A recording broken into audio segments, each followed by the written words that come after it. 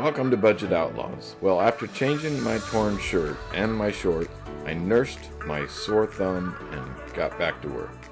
After all, today we're going to put this car back together. Here's where we were left off in our last video of cutting it apart. Trimmed it back some from this shot.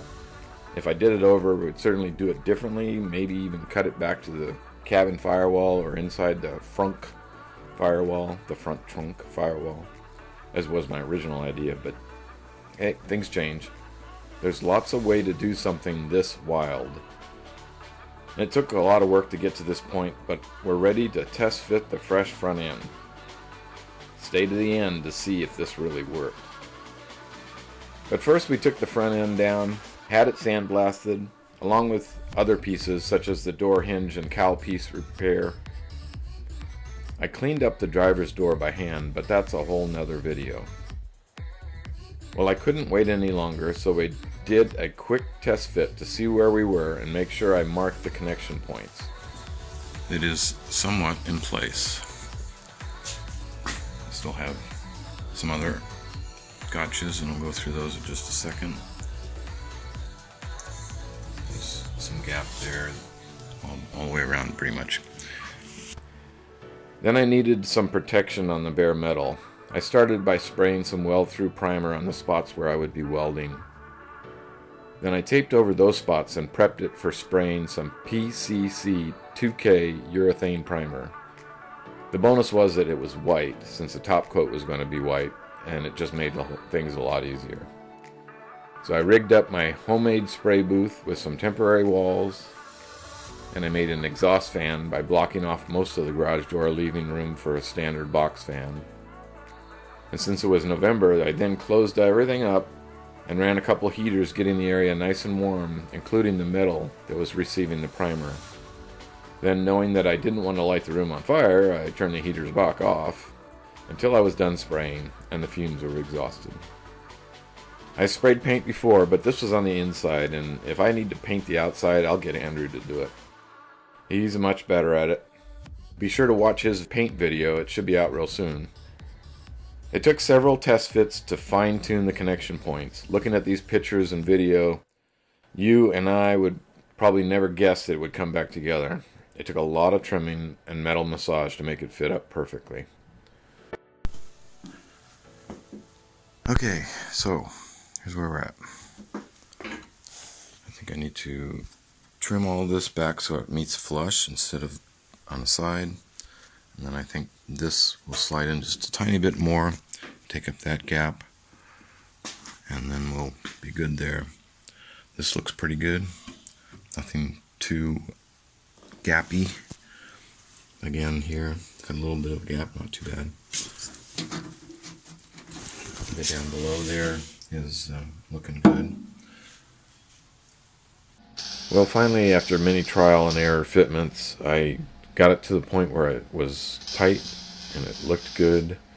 I made some tack welds, and here is me putting some rosetted welds underneath the bottom. And actually, most of this was finish welding, but I first tack welded it into place and got it to I could actually mount suspension on it. I actually dropped it on the ground with the suspension on it to test the alignment, test the corner balance and such. Had to put extra weight in and so on. But I wanted to make sure that it was right before I went through and finished all this welding.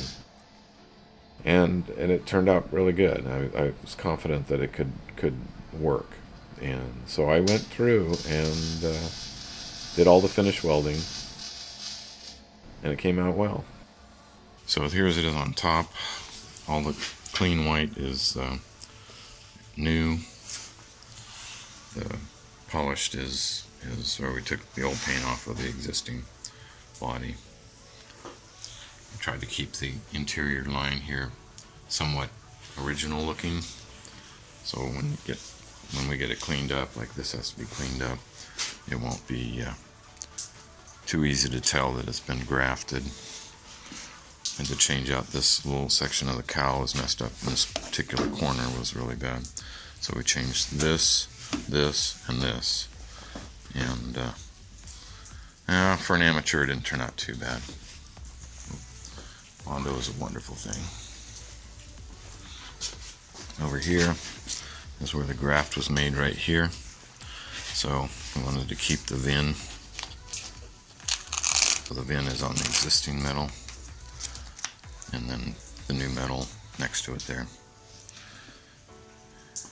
So then there's some of the heat penetration for the welding. You can see under here is where the connection is made.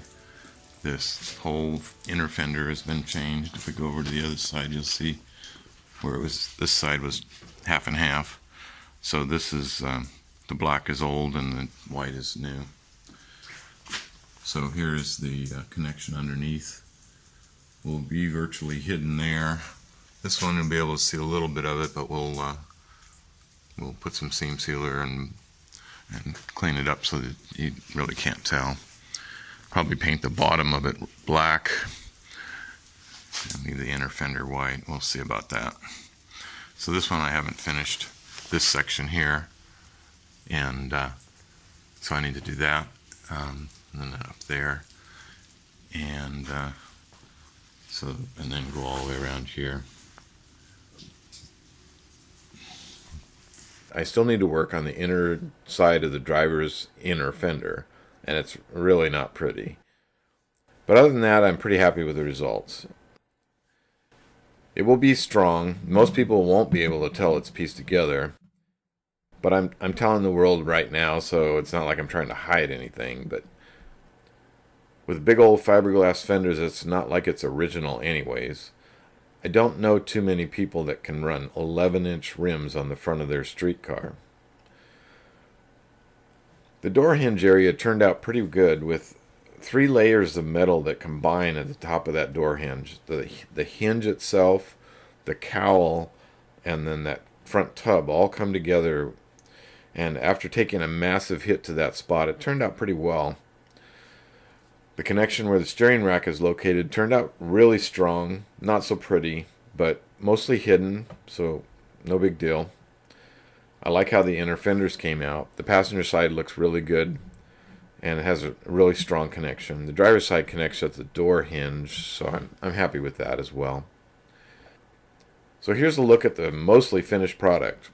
Seam sealer applied anywhere that water might get in and mess with my perfect welds.